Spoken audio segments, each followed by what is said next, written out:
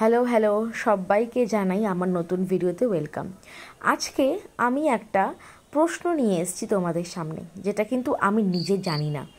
প্রশ্নটা হলো যে এই যে ওরা একটা গেমের নাম বলবে, গেমটার নাম হলো squid game.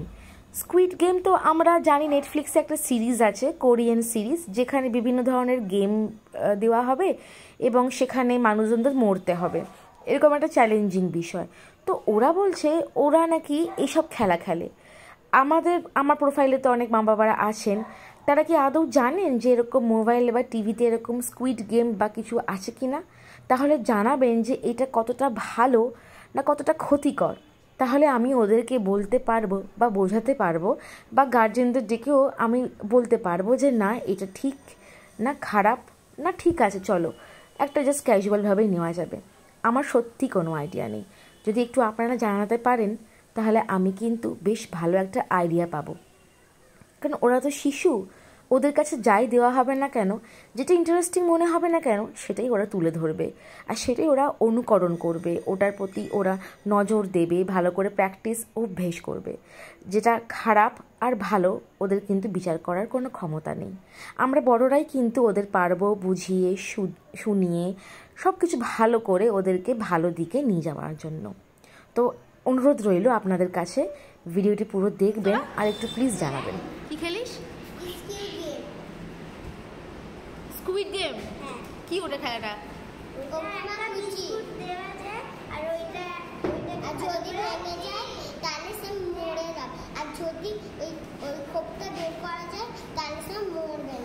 Squid game, squid game যেটা বলছি, স্কুইড গেমটা ওটা কোথা থেকে দেখে শিখেছিস?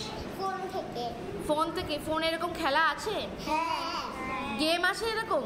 হ্যাঁ।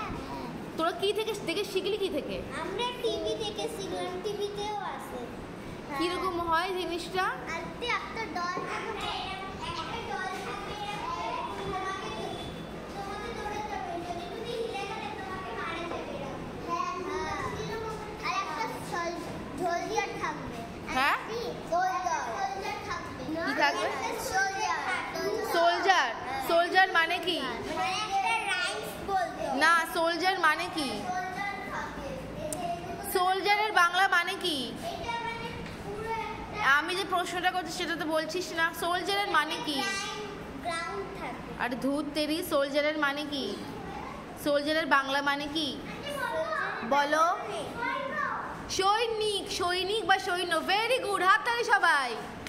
বাহ, তোরা স্কুইড গেম খেলিস? হ্যাঁ, দেখেছেন, আমার কাছে কিন্তু বেশ চিন্তার বিষয় লাগছে। আমি জানি না আপনারা কিভাবে নেবেন। যদি জানা থাকে তাহলে অবশ্যই আমাকে জানাবেন।